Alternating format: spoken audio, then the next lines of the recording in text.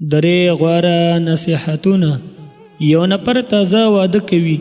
له واده وروسته خپلې میرمنې ته وایي زه پر سفر ځم خو له تا صبر او وفاداري غواړم. ښځې یې ومنل. سړی ولاړ له یوه خان سره مزدور شو. 10 کاله یې خواري وکړه او بالاخره یې پرېکړه وکړه چې خپل کور ته راشي. خان ورته وویل مزدوري غواړي که 3 نصیحتونه؟ کس وویل 3 نصیحتونه غواړم. خان ورته وویل لومړی تل لنډه لاره مه ټاکه. دویم په تیاره کې پلټنه مه کوه.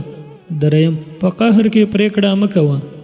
سړی را روان شو او خان ورته 3 ډوډۍ ورکړې تر څو 2 پر لاره وخوري، دریمه له کورنۍ سره وخوري. په لاره ورته د لنډې لارې وړاندیز وشو خو نصیحت یې په یاد شو نو رد یې کړه. وروسته معلومه شوه پر هغه لاره غله و. بله ورځ د یو چا په میلمستون کې پروت و چې د باندې شور شو. اول یې غوښتل راووځي او ځان ته معلومات وکړي خو دوهم نصیحت یې په یاد شو. سبا معلومه شوه 2 بدماشانو ډلو یو بل وژلي وو. سړی بالاخره کور ته راورسېده.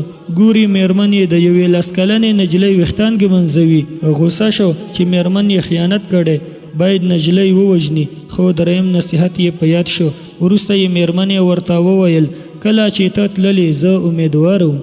کله چې دریمه ډوډۍ په کور کې له کورنۍ سره پرېکړه، خان د 10 کلونو د خوارۍ پیسې پکې ایښې وې.